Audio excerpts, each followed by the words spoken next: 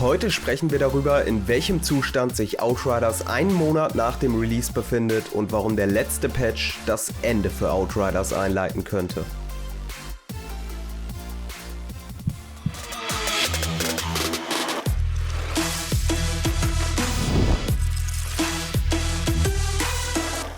Hallo und herzlich willkommen zu diesem Video. Ich bin Still Alive und auf meinem Kanal findet ihr Videos und Livestreams zu RPGs und Open World Games. Wenn euch Outriders und ähnliche Spiele interessieren, bleibt doch gerne mit einem Abo dabei und aktiviert die Glocke, um über neue Videos und Livestreams informiert zu werden. Ich habe euch gefragt, was ihr gerne in meinem Video sehen möchtet und ihr wolltet meine Meinung zu Outriders hören und Infos zu Biomutant. Deshalb wird es im nächsten Video dann eine Vorschau zu Biomutant geben. Wenn auch ihr über den Content meiner Videos abstimmen möchtet, könnt ihr mich mit einer Kanalmitgliedschaft unterstützen und unter anderem an besonderen Umfragen zu meinen Videos teilnehmen. Letzten Freitag kam ein großer Patch für Outriders raus und deshalb möchte ich heute einmal meine Meinung zum aktuellen Zustand von Outriders mit euch teilen. Dafür habe ich das Video in 3 Punkte unterteilt. Das Balancing von Outriders, der technische Zustand und der Content. Bevor wir gleich mit dem Balancing anfangen, möchte ich vorher noch dazu sagen, dass alles, was ich in diesem Video sage, nur meine persönliche Meinung ist und ich mich natürlich wie immer über eure Meinung in den Kommentaren freue. Das Balancing war schon in der Demo von Outriders ein Streitpunkt.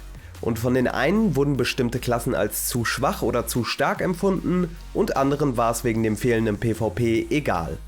Ich persönlich finde, dass es einige Klassen bzw. Builds gibt, die deutlich stärker sind als andere, jedoch ist das Spiel und jeglicher Content mit jeder Klasse spielbar. Zwar wurden am Anfang vor allem Verwüster aus der Gruppe geschmissen, nur weil sie diese Klasse gespielt haben, aber mittlerweile wissen die meisten, dass auch ein Verwüster mit der richtigen Ausrüstung und dem richtigen Bild sehr wohl eine Bereicherung für die Gruppe sein kann. Genau hier liegt aber auch ein wichtiger Punkt.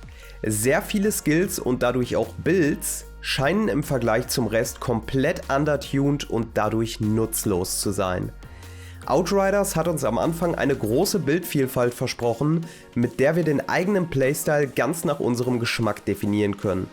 In der Realität stellt sich nun aber heraus, dass das nicht der Fall ist und es pro Klasse im Schnitt 2 Builds gibt, die spielbar sind und einige Sets und deren Boni werden dadurch einfach überflüssig. Immer wieder neue Builds und Skills auszuprobieren und dadurch nahezu endlose Langzeitmotivation geboten zu bekommen, ist also reines Wunschdenken. Und zum Thema Langzeitmotivation kommen wir später noch einmal. Erstmal machen wir aber mit dem technischen Zustand von Outriders weiter. Ich glaube, alleine darüber könnte ich wahrscheinlich ein eigenes Video machen. Deshalb versuche ich mich bei diesem Punkt kurz zu halten. Outriders hatte schon seit dem Release mit Serverproblemen, Bugs, Crashs und vielem mehr zu tun. Aber mittlerweile kamen ja einige Patches, die das verändert haben, richtig? Naja, leider nicht wirklich. Oh, ja, ich hänge hier auch ungünstig fest. Ich hoffe, dass ich gleich wieder mit einem Gravity Leap hier rauskomme. Schön, dass sie in den Patch Notes geschrieben haben, dass das auch gefixt wurde. Wurde es nämlich nicht. Ja, ich komme hier nicht raus. Auch wenn die Serverprobleme zum Launch mittlerweile der Vergangenheit angehören und auch einige weitere Bugs gefixt wurden, haben die Patches auch immer wieder neue Bugs und Abstürze ins Spiel gebracht. So habe ich euch gefragt, ob der letzte Patch bei euch zu mehr Problemen geführt hat oder ob die Probleme weniger geworden sind. Und die Mehrheit von euch hat seit dem Patch leider mit mehr Problemen zu kämpfen. Während meines letzten Streams hatte ich zwar weniger Abstürze, aber dafür traten bei mir auch neue Bugs auf und andere Bugs wie die nicht funktionierende Schrottgranate wurden nicht behoben. Der Koop und Crossplay funktioniert nach wie vor auch nicht reibungslos und es kommt immer noch zu Verbindungsabbrüchen oder Lags. Leute aus der Community haben außerdem darüber berichtet, dass sie nach dem letzten Patch ihr Inventar verloren haben oder sich nicht mehr mit ihrem Charakter einloggen können. Also scheint auch der Inventory Wipe bei manchen zurückgekehrt zu sein. Und hier sind wir auch schon beim nächsten Punkt. Charaktere, die vom Inventar-Wipe betroffen waren, haben immer noch keine Infos erhalten, wann ihr Inventar wiederhergestellt wird und sie ihre Charaktere wieder spielen können. sondern werden immer wieder mit Tweets hingehalten, die darüber informieren, dass weitere Tests durchgeführt werden und Updates in Kürze folgen werden. Ich frage mich an dieser Stelle ehrlich gesagt, wie es sein kann, dass ein so großer Patch vor der Item-Wiederherstellung veröffentlicht werden kann, wenn doch die oberste Priorität auf der Wiederherstellung liegt. Hier lässt sich für mich nur der Rückschluss ziehen, dass es bei der Wiederherstellung unerwartete Probleme gibt, für die People Can Fly aktuell keine Lösung haben und die Priorität sich deshalb auf die Fertigstellung des Patches verschoben hat. Leider ist auch die Kommunikation mittlerweile nicht mehr die wir vom People Can Fly gewohnt waren und einige würden sich wahrscheinlich wünschen, mehr Infos über die nächsten Schritte zu erhalten und nicht mit einer Art Hinhaltetaktik abgespeist zu werden.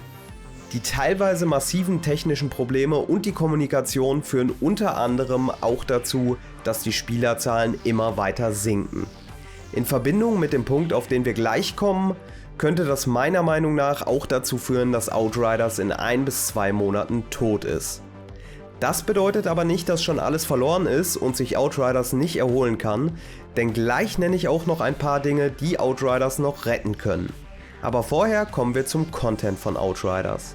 Hier muss ich sagen, dass die Story von Outriders mich beim ersten Playthrough sehr unterhalten hat und der Loot Grind im Endgame in den Expeditionen auch an sich kein schlechter Content ist und mir nach wie vor Spaß macht.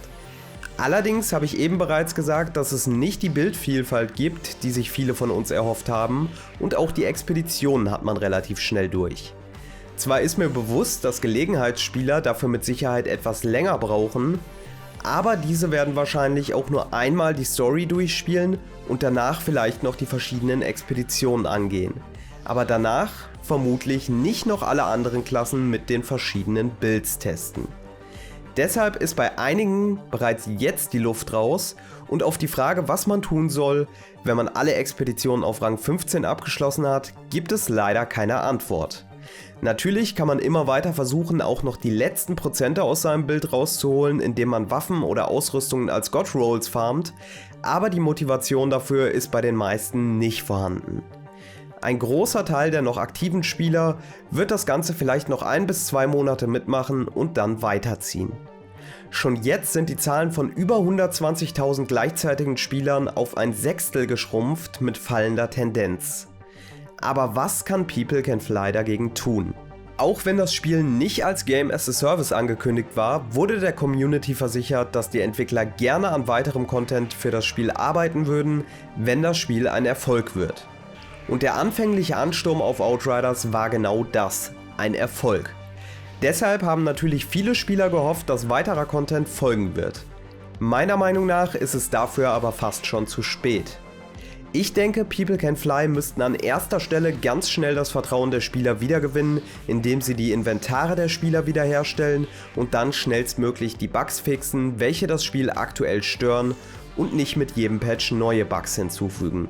Danach wäre es meiner Ansicht nach ganz wichtig, eine Roadmap mit neuem Content zu veröffentlichen, um der Community zu zeigen, dass etwas kommen wird, auch wenn es nicht nächste Woche oder nächsten Monat passiert. Denn wenn sie erst einmal ihre Spielerschaft verloren haben, werden sie mit einer Ankündigung von neuem Content die wenigsten zurückgewinnen können. Außerdem sollten sie sich Gedanken darüber machen, wie sie ihre Playerbase kurzfristig bei Laune halten können, was zum Beispiel mit neuen Schwierigkeitsgraden oder neuen Maps für Expeditionen möglich wäre, wobei ersteres wahrscheinlich mit weniger Aufwand umzusetzen ist. Wenn das alles nicht passiert, sieht die Zukunft von Outriders leider nicht so rosig aus und das schmerzt mich wirklich sehr. Ich habe mir von Outriders viel versprochen und habe gehofft, es langfristig als Main Game spielen zu können und habe wie gesagt auch immer noch viel Spaß an dem Spiel, aber die Frage ist, wie lange das noch anhält. Mich würde jetzt von euch interessieren, was ihr zu dem Thema sagt. Wie weit seid ihr in Outriders? Spielt ihr Outriders noch aktiv? Und was erhofft ihr euch für die Zukunft? Lasst mir gerne ein Like da, wenn euch das Video gefallen hat und bleibt mit einem Abo dabei, um keine Videos mehr zu verpassen. Morgen könnt ihr mich um 21 Uhr wieder live hier auf YouTube sehen und da können wir gerne weiter über das Thema diskutieren. Das war's jetzt erstmal wieder von mir. Vielen Dank fürs Zuschauen, bleibt gesund und bis zum nächsten Mal.